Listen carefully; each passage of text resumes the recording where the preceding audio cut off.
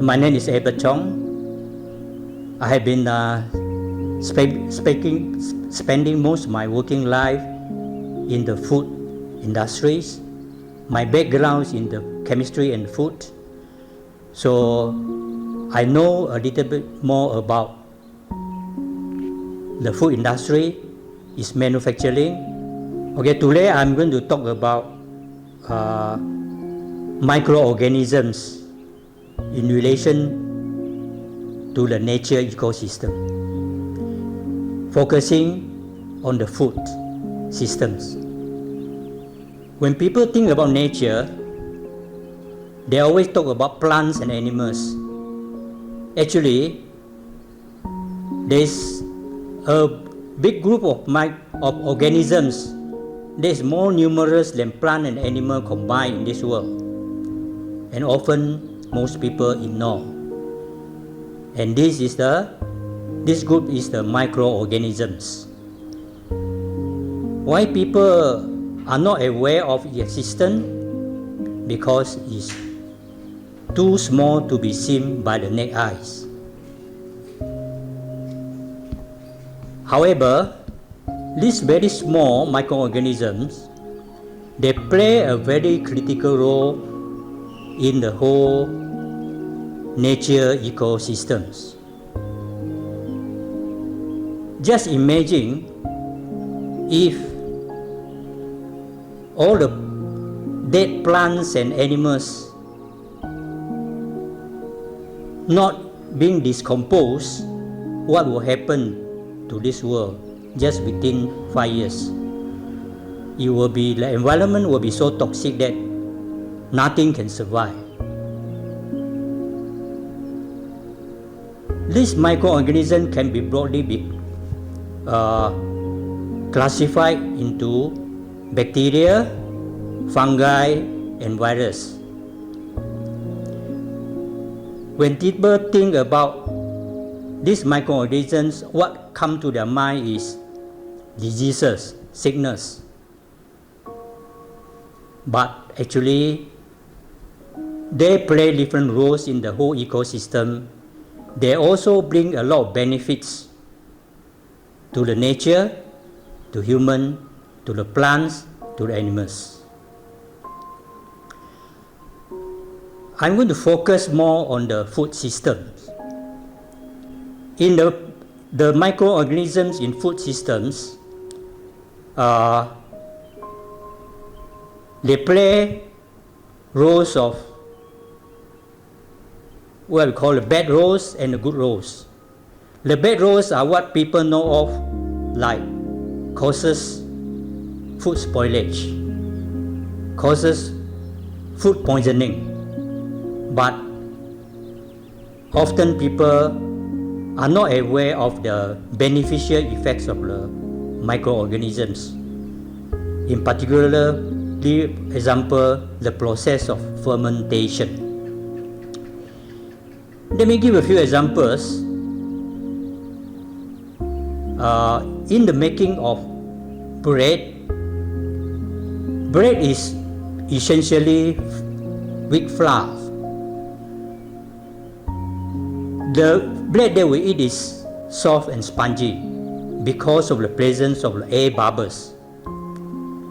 And where are these air bubbles coming from?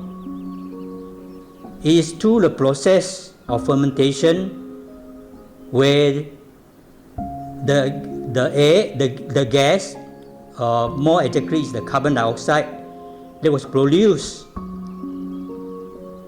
by an organism called Saccharomyces cerevisiae, and this is a yeast and is a part of the fungi kingdom. And the yeast produce the carbon dioxide gas, which make the bread spongy, soft. That's why people love the bread. Otherwise, the bread would be like a hard stone. And in addition to that, it also produces the chemicals that impart flavors and aroma to the bread. And it is different from a bread that is produced from chemical leavening, like baking powder, where it's purely chemical leavening. That means there's no flavor and aroma imparted. So the eating quality is different. Another common example would be the yogurt. Yogurt is produced from fermentation of milk. What happened is the microorganism convert the milk sugars or the lactose into lactic acid. That's why the milk turns sour. That's where you get the soury taste in the yogurt. And in addition to that,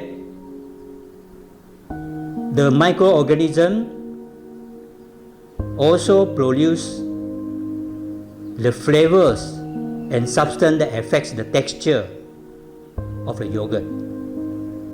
And this group of microorganisms is the bacteria. And the common bacteria that is used in the process of yogurt making are such as the Streptococcus thermophilus and the Lactobacillus bulgaricus.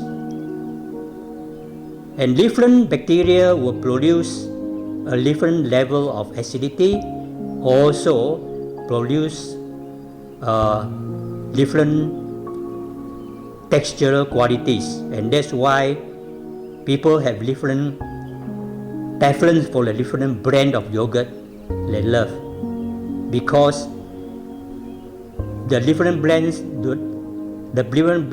taste differently, different acidity level also different, the taste also subtly different. And this is by sort of controlling or manipulating with a different proportion of different species of the bacteria to get the desired kind of flavor and texture. Another common example is the soya sauce. Okay, soya sauce is fermented from soya beans, and the microorganism responsible for the production of soya sauce belong to the mold family. This is also part of the fungi kingdom. The example for the production of the soya bean or the soya sauce is the Aspergillus oryzae. And this group of mold, it will convert the soya protein into the component that is with the soya sauce flavors that you and I are very familiar with. And of course, related to that is another common example is the tempeh. And tempeh is also produced from soya bean to a process of fermentation by another mold.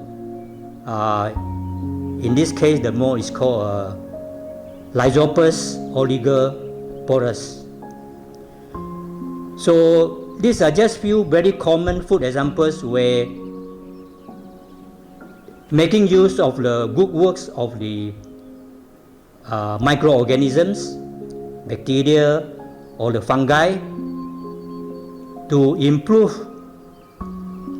the quality of the food, making it more healthy, more nutritious, and better eating qualities.